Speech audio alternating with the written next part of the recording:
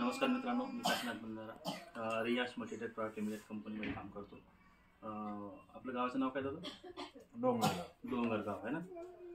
Niranjan Pawar sir आपले विक्रमचे शिरपूर तालुक्याच्या सरांनी आपले अमृत ज्यूस दिलं होतं. सरांना 2 वर्षापासून डायलिसिस चालू आहे.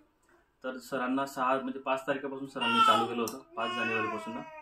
तर 6 दिवसामध्ये सरांना खूप चांगला रिझल्ट आलेला आहे. सरांच्या तोंडून आपण ऐकून घेऊ सरांना पहिले काय प्रॉब्लेम होता.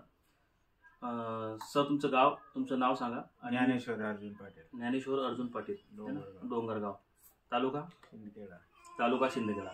तुम्हाला काय प्रॉब्लेम होता? डायलिसिस चालू आहे 2 वर्षापासून. 2 वर्षापासून डायलिसिस चालू आहे. ओके, अच्छा.